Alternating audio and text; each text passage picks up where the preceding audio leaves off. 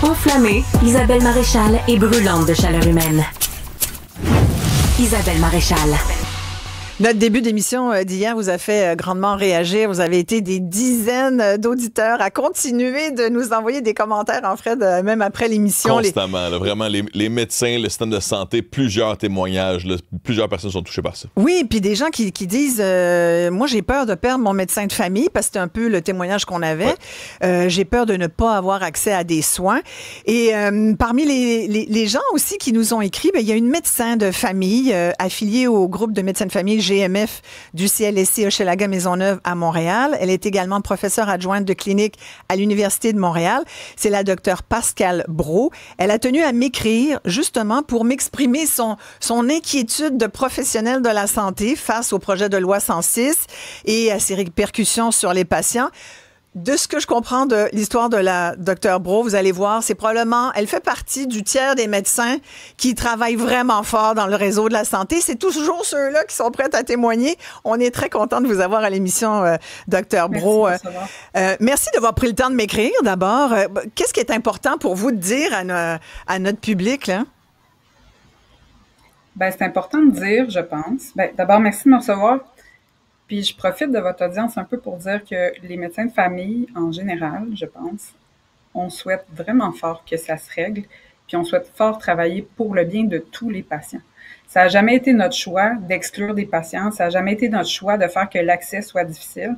C'est le fruit de différentes politiques, c'est le fruit d'une demande de services qui est largement supérieure à la somme de ce qui est disponible pour faire l'offre, mais il faut faire mieux, puis ça, cette volonté-là, on la partage, mais clairement, on la fera pas mieux en étant séparés, puis en faisant comme si politique, gestion et médicale devaient pas marcher ensemble. Vous êtes dans un GMF à Montréal, chez la Maisonneuve. Vous avez des gardes à l'hôpital Santa Cabrini aussi à Montréal. Dans votre GMF, il y a 24 médecins et ce groupe-là suit 13 000 patients. Vous dites, si la réforme de Christian Dubé est appliqué tel que le projet de loi 106 le dit, vous allez en avoir combien de nouveaux patients à prendre en charge d'après vous, Dr. Brault? Ben nous, la particularité, c'est qu'on n'est pas juste un GMF, on est un GMF-U. Donc, on a une mission d'enseignement, on a une mission universitaire en plus. Donc, ça, c'est un élément très, très, très important de notre charge de travail qui doit être considéré, bien que le ministère ne le compte nulle part. Mais toujours est-il que nous, on l'a fait le calcul, là, on est dans Hochelaga Maisonneuve, un quartier que plusieurs savent là, quand même historiquement défavorisé là, au niveau des effectifs médicaux. Et dans notre petit secteur, ça voudrait dire il y a seulement 2 cliniques médicales. Donc, au prorata des médecins, là, si bêtement on fait ce qui est prévu dans le projet de loi 106, et qu'on applique ce que le ministre souhaite pour nous, ça va être 16 000 patients de plus sur nos épaules. Actuellement, on en a 13 000, on en prend soin, on le fait bien. On souhaiterait être capable de faire plus, évidemment, mais pour ça, ça nous prend plus de professionnels, ça nous prend plus de monde, plus de bras pour être capable d'offrir ces services-là à la patientèle. Mais nous dire, vous allez en prendre 16 000, tout le monde comprendra aisément que c'est de plus que ce qu'on a présentement. De plus, exact. Pas de 13 000 à 16 000, de 13 000 non, de 13 000 à 29 000. À 29 000. 16 000 de plus. Oui, ça, vous calculez. C'est une problématique montréalaise, pas montréalaise, c'est une problématique québécoise. À Montréal, il y a 62% des patients qui sont inscrits. Donc, faites le calcul, il y a une large quantité de patients qui sont orphelins. Puis en plus, il y a des patients qui apparaissent pas non plus à Montréal dans les décomptes du ministère. Les patients de réfugiés demandeurs d'asile, les patients qui n'ont pas de RAMQ, des gens qui sont en transit, des étudiants étrangers. On le sait, là, ça, c'est 350 000 patients de plus qui requièrent des soins à gauche, à droite. Mais si je vous suis, elle est à l'échelle provinciale. Oui, j'essaie de comprendre, là, le 16 000 de plus, parce que ça frappe, là, c'est quasiment 30 000. Vous passeriez de 13 000 à quasiment 30 000. On comprend que ça devient ridicule à un moment donné, tellement c'est de monde, puis ça devient impossible. Mais le calcul, est-ce que vous faites une règle de 3 selon... Parce que pour faire en sorte que toute personne soit inscrite, qu'il n'y ait plus personne qui ne soit pas inscrit à un médecin de famille ou à un GMF, parce que il y a des gens là-dedans qui n'ont pas... Il y a des gens aujourd'hui qui n'ont pas de médecin de famille, mais qui s'en plaignent moins que d'autres, parce qu'ils sont pas malades, et puis à partir du moment où s'ils ont un petit enjeu de santé, puis qu'ils peuvent avoir un médecin dans les 2-3 jours, il y a des gens qui demandent pas plus que ça. Puis c'est correct. Alors, l'inscription obligatoire devrait-elle être l'espèce de truc qui nous guide, l'espèce de lumière qui doit toujours nous guider? Ben, en fait, ça, c'est la tare originelle du système GMF. C'est ça. Dans le fond, il faut voir comment sont nés les orphelins. Puis les orphelins, les parents des orphelins, ben c'est le gouvernement. C'est pas les médecins. Dans la mesure où est-ce que le programme GMF a été créé en prenant pour acquis que c'était l'inscription, donc la mesure bureaucratique, qui allait faire en sorte qu'on allait associer et assortir des ressources pour bonifier un peu l'offre de travail au niveau des médecins.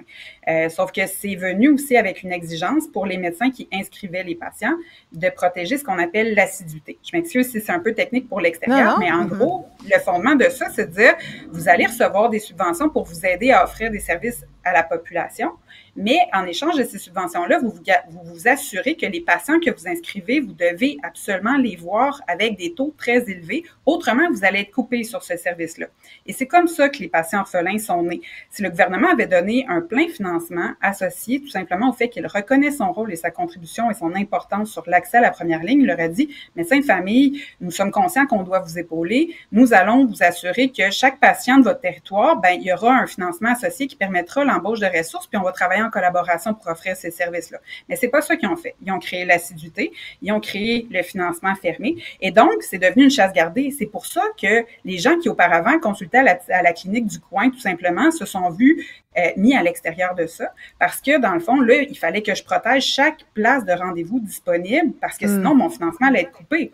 Mais là, les orphelins, là, ils sont nés d'un programme politique, bureaucratique, complètement déficient, puis pas ancré sur les besoins de la population. Oui, on a des commentaires. Aujourd'hui, ben, on essaie de corriger ça en mettant d'autres règles pour arriver à solutionner le problème qui est né de ces mêmes règles-là. Donc, voilà. On a Jason de la Montérégie là, qui pose la question d'interdire les incorporations pour les médecins. Là, on avait certains médecins qui voulaient ne pas être incorporés, voulaient être employés. Qu'est-ce que vous pensez de ça, Dr. Brault? Devait être salarié de l'État plutôt que d'être incorporé. Comment vous voyez cette discussion-là?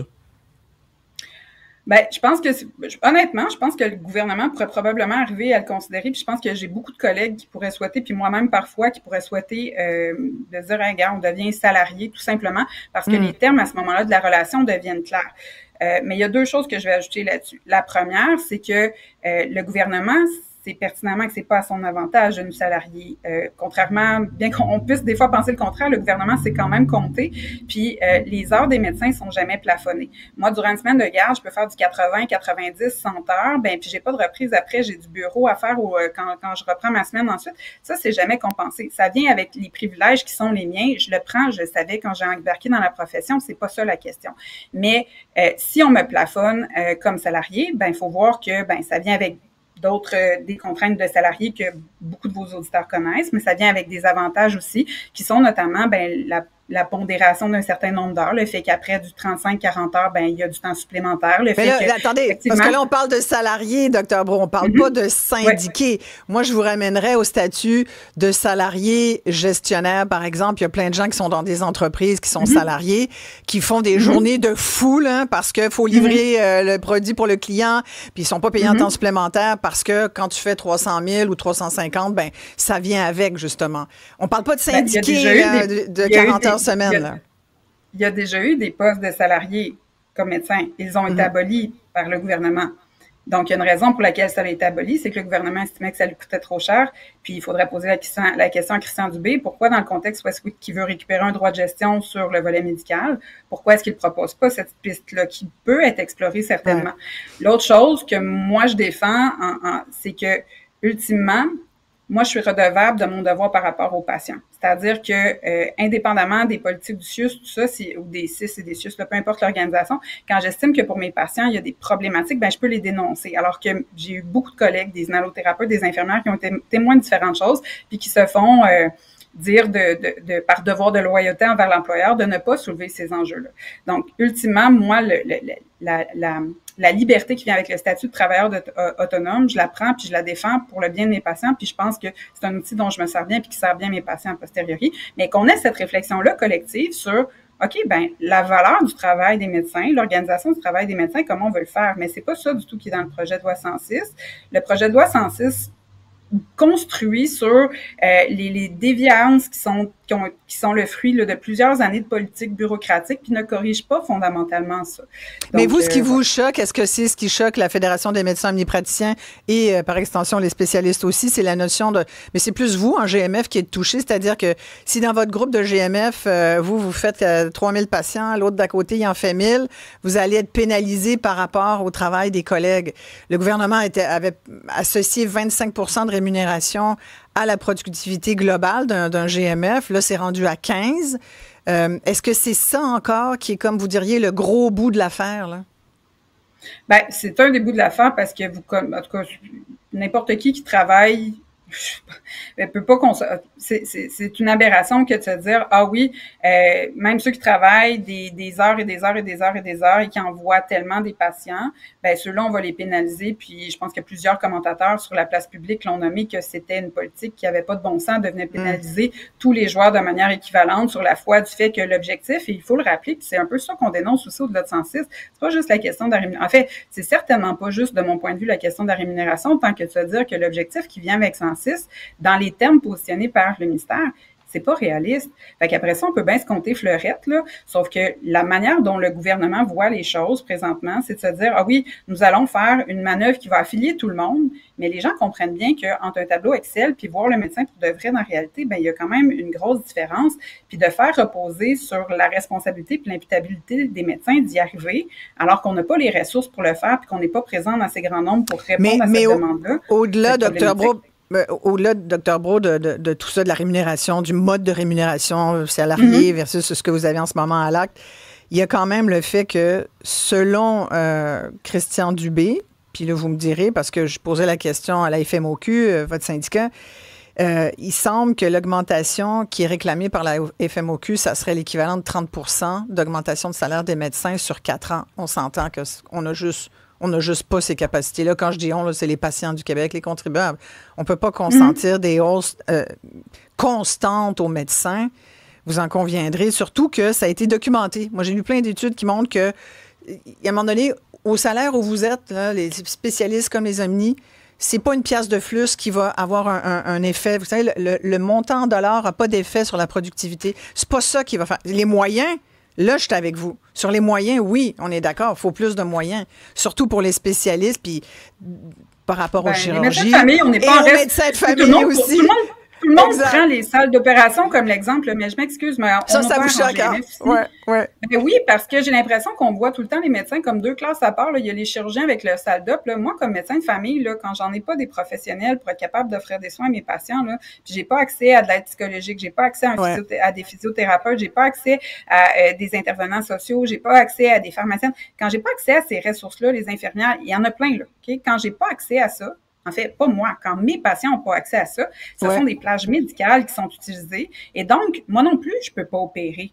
Fait qu'à un moment donné, cette réflexion-là, on doit le faire. Puis, quand on parle, moi, honnêtement, j'ai jamais vu de ma fédération déposer les chiffres de 30 %. Ces chiffres-là, ils ont été divulgués par Christian Dubé lui-même, mais la fédération, nous, on n'a pas d'écho là-dessus sur ce chiffre-là. Vous savez pas combien votre fédération, vous savez pas combien la FMOQ demande pour vous, négocie pour vous, salarialement? Non, c'est pas ce que je dis. Ce que je dis, c'est que le 30 %, c'est un chiffre qui a été avancé par Christian Dubé. Mais il est combien le vrai chiffre? Demandé. Ben, le vrai chiffre, moi, je ne sais pas. Moi, je suis pas dans le secret des dieux. C'est pas moi qui est à la table de négociation. Ce que je vous dis, c'est que dans les chiffres, puis ce qui est demandé par les médecins de famille, il y a d'avoir, oui, des montants supplémentaires, mais pour avoir des ressources pour nos patients. Puis actuellement, dans le modèle qu'on a en GMF, ce sont les médecins qui embauchent les professionnels, qui embauchent les secrétaires, qui embauchent les... Tu sais, fait que ces sous-là, ça s'en va pas direct dans la poche des docteurs, ça s'en va à offrir du service à la population. Après qu'on mette des critères pour cette reddition de compte-là, moi, je suis all-in pour ça, je n'ai pas de problème avec ça parce que la population est en droit de savoir puis d'avoir une certaine transparence par rapport à tout ça. Mais il faut se rappeler que donner des moyens aux médecins de famille d'organiser la première ligne, c'est leur donner les moyens d'offrir des services aux patients qui ne sont pas que médicaux. Puis le PL 106 va un peu dans cette direction-là. Le problème, c'est qu'il fait de nous les seuls responsables de cet accès-là, alors que clairement, quand le patient il a besoin d'autre chose qu'un médecin, puis qu'il finalement il revient me voir, ben c'est pas bien avancé. Au final, moi, il y a des patients que j'ai vus 3, 5, 10, 12 fois dans l'espace d'un an, parce qu'ils n'ont pas accès aux autres ressources. Fait que c'est moi qui reviens de voir, d'une part. D'autre part, il y a la question de la pertinence aussi. est-ce qu'on peut le définir? C'est quoi le rôle du médecin le rôle du médecin de famille, puis les services qui sont offerts, puis qui incombent au médecin de famille? Parce que moi, je veux bien être jugé responsable d'assurer l'accès sur ce qui est dans ma case, mais je veux pas être pénalisée parce qu'au final, mes rendez-vous sont utilisés parce qu'il n'y a pas les autres ressources en place. Je vous l'avais dit que était bonne, puis elle travaille. Complètement. Dites-moi, Dr. Brault, en terminant, 10 secondes, la réponse oui, non. Est-ce que vous seriez parmi ceux et celles qui disent « Oh, si ça continue, je décroche » ? On regarde tout un peu ailleurs. C'est notre grand... je sais que sérieux, je pense que les gens ne mesurent pas le niveau d'écœurement qu'on a.